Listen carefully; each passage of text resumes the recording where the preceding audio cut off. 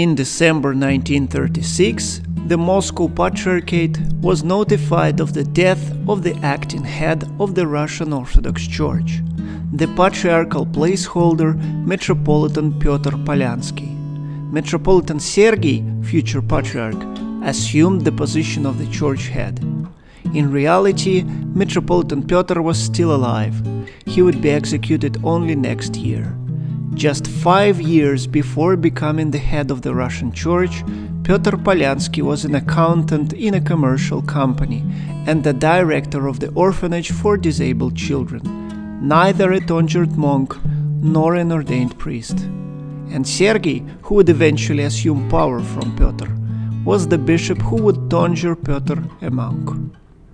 The life story of Metropolitan Peter is a fascinating account of the history of the Russian Church in the 20th century.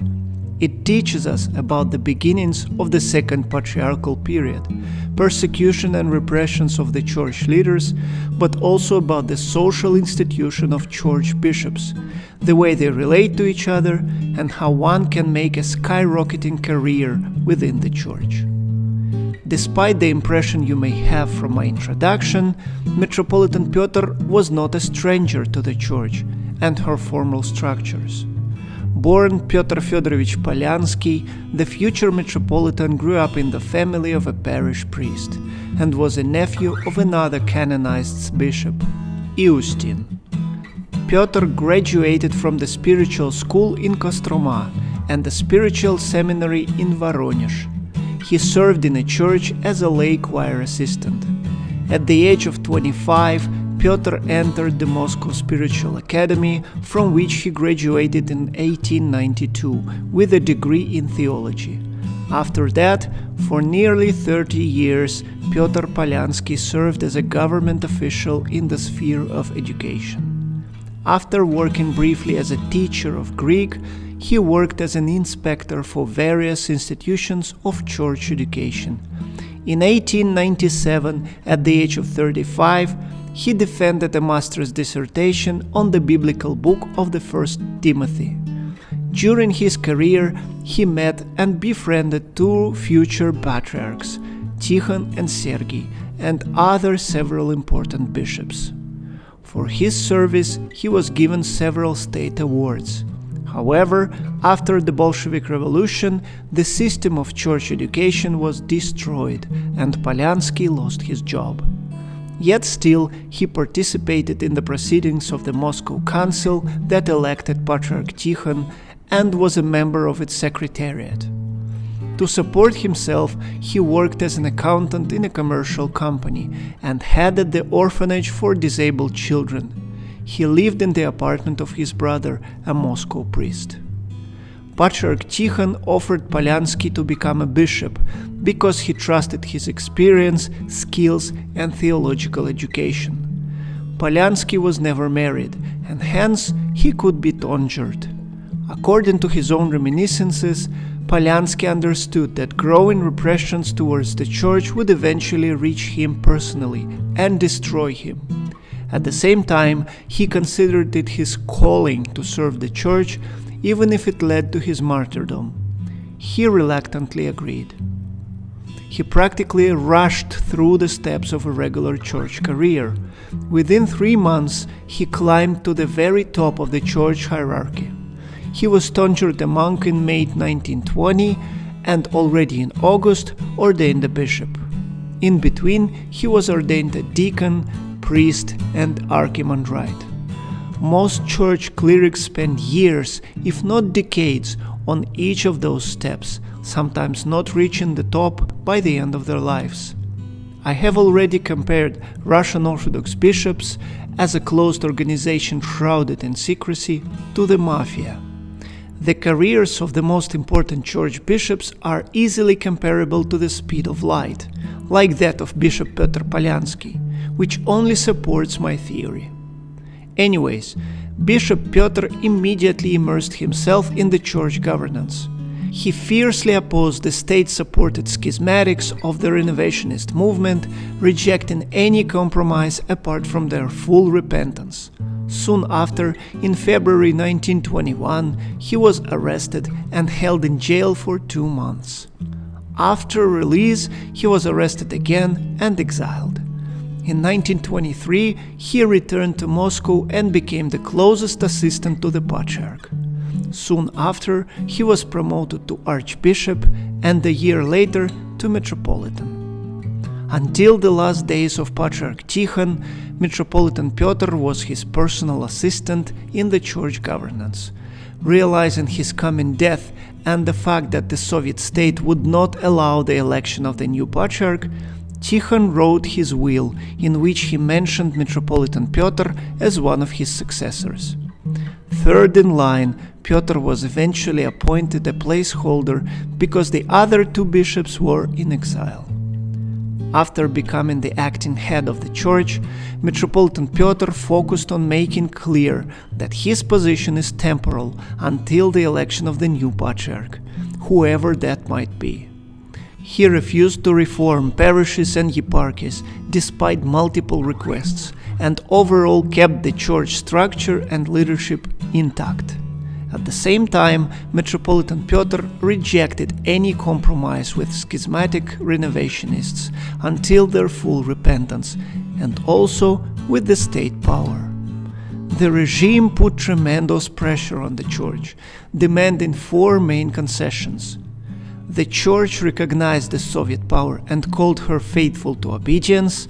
Clerics disobedient to the regime were to be subject to the church court. Bishops who emigrated abroad were to be condemned, and the church established contacts with the state through the security agencies. Metropolitan Peter rejected all points, claiming that he did not believe the state would keep its promises and truly give back any legal indulgences to the church. All arrested and exiled bishops formally remained in their positions. Eventually, the patience of the state ran out, and Metropolitan Peter was arrested just 8 months after assuming power in the church in December 1925 and exiled. While several bishops close to him had been arrested earlier, Metropolitan Peter expected to follow suit. Hence, he issued 2 documents, one in the case of his death and another if he is unable to act as a placeholder for other reasons. Metropolitan Sergei assumed power as the deputy to a patriarchal placeholder. With this title, he issued his infamous declaration of 1927, calling the church faithful, clergy, and even the church abroad to obedience to the Soviet state. Due to almost complete isolation in exile, Metropolitan Peter could only fully familiarize himself with the declaration 2 years later, and in his letter to Sergei, he totally condemned it. Metropolitan Peter's exile was prolonged, and eventually he was put in jail again. In continuous interrogations, he was pressured to resign from his position as a placeholder, but he refused. Despite poor health, he was subjected to harsh treatment, poor conditions, and for 3 years he was not allowed outside. For a couple of years more, he was moved from one jail to another. Eventually, in 1936, the State Security Agency NKVD informed the Moscow Patriarchate of Metropolitan Peter's death. Metropolitan Sergei assumed the position of a placeholder and served a memorial service for Metropolitan Peter. Peter, however, was still alive and in jail.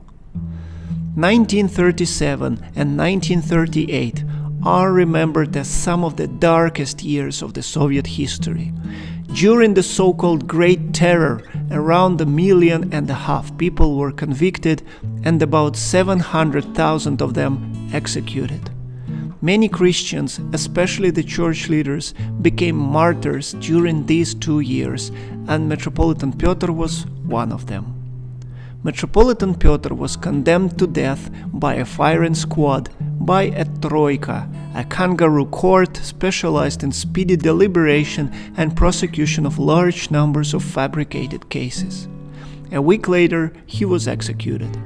The exact place of his death and mass grave burial is unknown, but it is believed that it was in the outskirts of Magnitogorsk, an industrial town in the Urals region.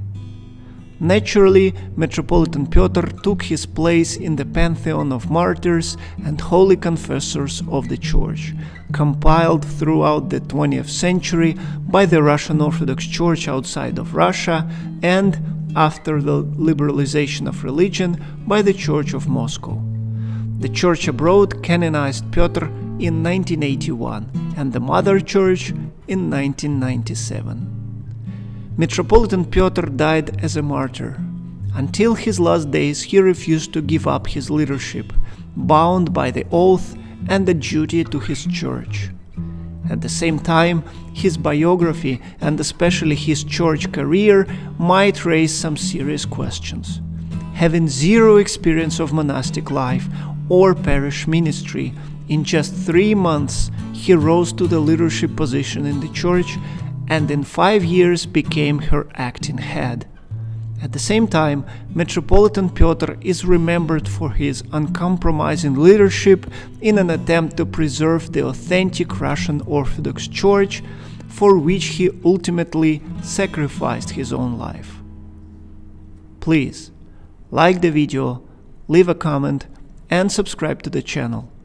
I'll see you all next time.